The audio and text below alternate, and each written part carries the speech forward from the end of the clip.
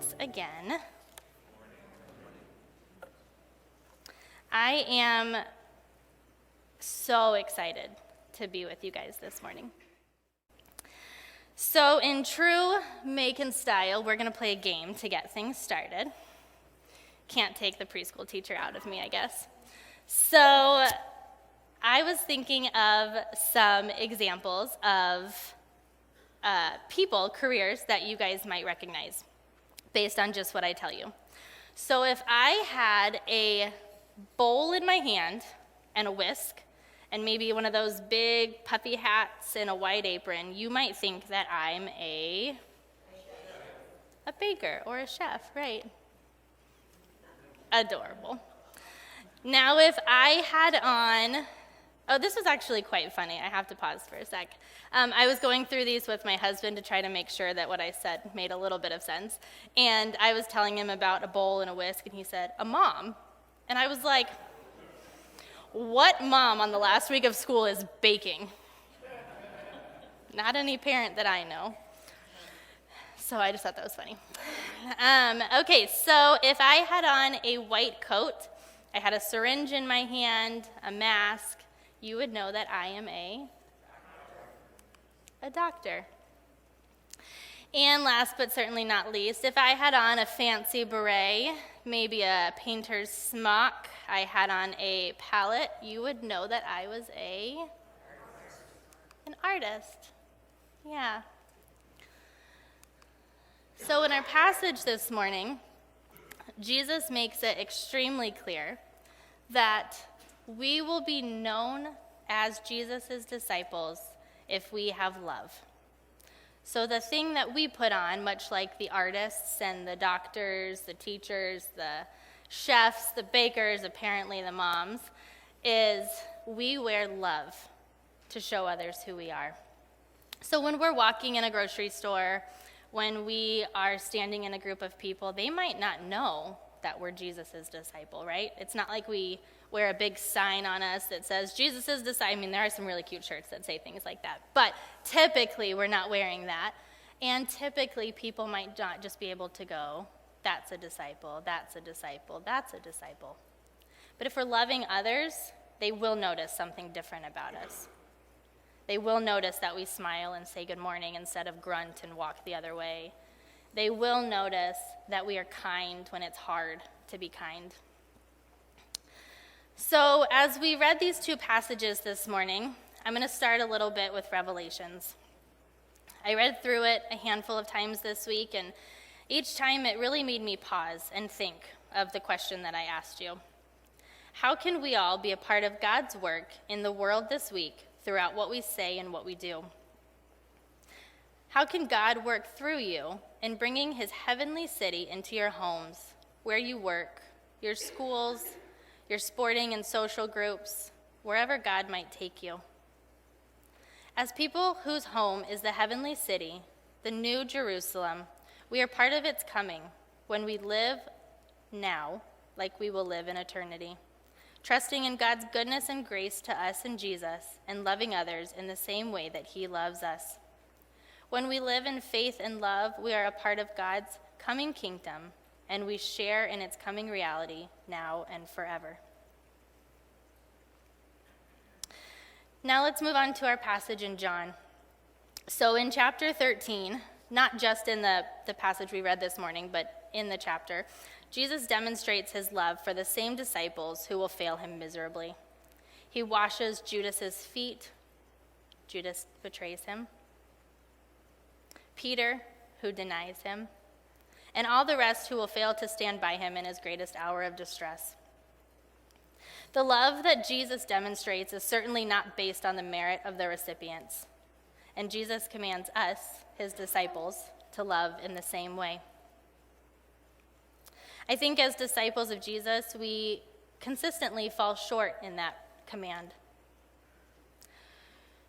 Theological and ethical arguments can often descend into personal attacks and name-calling. We can get in fights over things that maybe don't matter when we're talking about eternity. And I think Jesus could not have been clearer It's not by our theological correctness, it's not by our moral purity, our impressive knowledge that everyone will know we are his disciples. It's how we love one another.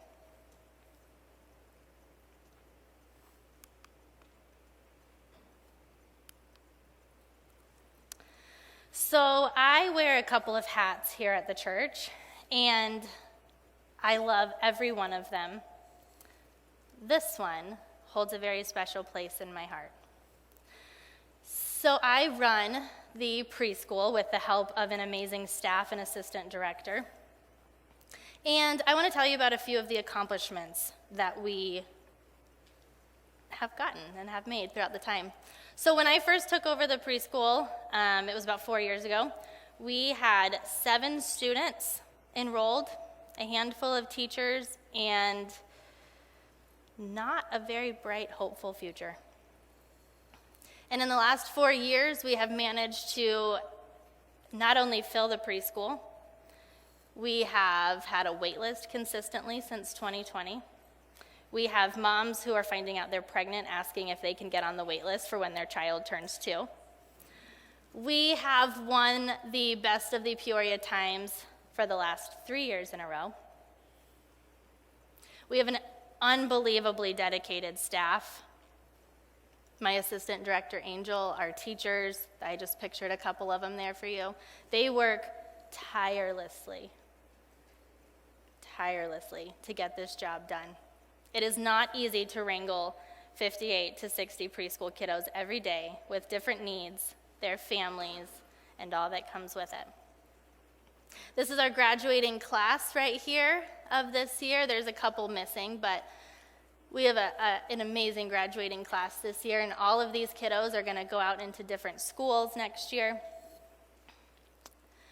So I could probably go on and on and on about the fun things of preschool, the good things of preschool, the exciting things of preschool. I could talk to you about the benefit of our financial state at the moment. I could share with you about the jobs we're providing for teachers.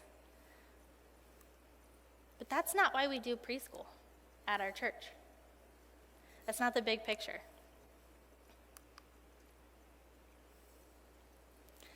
The big picture is up here.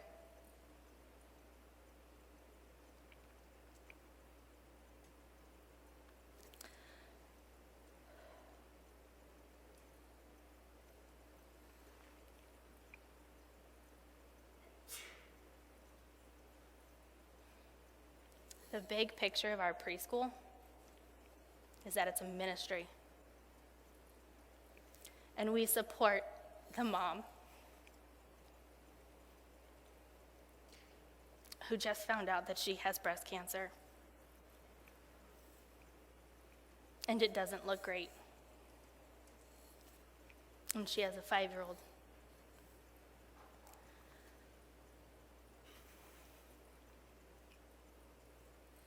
And I have seen teachers pray with her in the hallway. I have seen phone calls come in about her updates from her hospital visits. And you know what? Someone told me the other day, I told someone the other day, I said, that's not part of your job description. And she said, I know. It's part of God's job description for us. Our preschool is about supporting the kiddo in the top picture who came to us from another preschool with massive anxiety, massive fear of going to school, and horrible separation anxiety from his mom. He now comes to school every day, and although he cries a little bit at drop-off, he gets settled. He knows his teachers by their names. He feels comfortable to go to them. Although sometimes it's a little bit like pulling Velcro off of mom, he will instantly take to his teachers who just love him day to day. And that allows his mom to go to work and to not think about it all day long. It allows his mom to focus on her job, to focus on providing for their family, and know that he is well loved and well taken care of. Some of those girls in the bottom picture, each one, I could show you a picture of every kiddo in our preschool and tell you a different story of why the preschool is a ministry and not just a business or a place to be. Chloe, the little girl on the bottom, wants to be a vet when she grows up. Olive, little girl on the right, she had a baby sister born a couple of months ago, and we've been able to help her through that transition of becoming a big sister. The one in the middle is my cute little baby girl, and she's about to go into first grade next year. And I will tell you that her experience at the preschool was much more than learning her letters and numbers. There's one girl in that picture that I want to tell you a story of real quick. I'm going to leave her name out of it, but I will tell you, and her mom is very open with me sharing this story with you. This little girl was kicked out of 5 preschools in 2 years for bad behavior, for being defiant, for kicking, for knocking over tables, scratching and biting, a lot of really hurtful behaviors. So her mom called me a couple of years ago and said, I don't know what to do. I want to be honest with you and tell you that my child's a handful, and I also want to be honest and tell you I really need to put her in preschool so I can go back to work. And I said, in my excitedness, bring her in. She's no match for me. Well, she was a little match for me, but we never gave up on her. Her mom and I developed a plan for when she had fits. I learned how to be a safe restrainer so that I was able to help her when she needed some bear hugs and some time with me. I was able to not only get her to stop her fits, but eventually, and this took years, this was not a short period of time, but over years, once she would throw a fit, she learned that she had to clean up her fit. Now, those kind of things take love and care and commitment. So at our preschool, we have a variety of kiddos.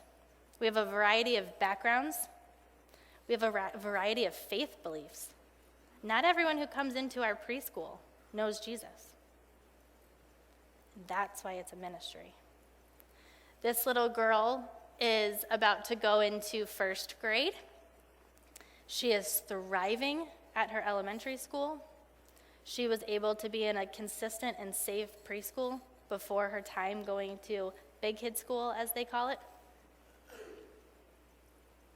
And that's no easy feat.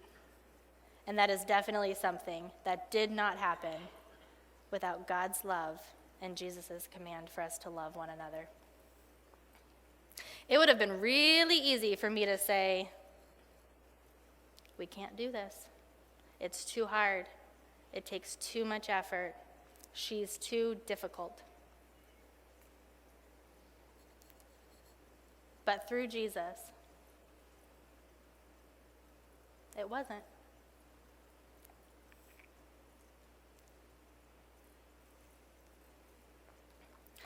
Jesus could not be clearer.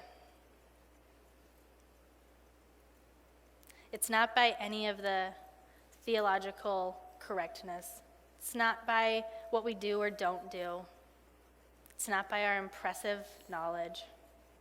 It's by how we show love to one another. Hopefully, the stories of love shared throughout the preschool with our littlest disciples and their families, and both passages help to encourage you and me to love others as Jesus loves us. And you know what? I think if we all make a commitment to love even just a little more like Jesus tells us to, I think it'll be like a river when you put your finger in it and it ripples out. And the amazing things that God can do with that littlest amount of love will be absolutely incredible.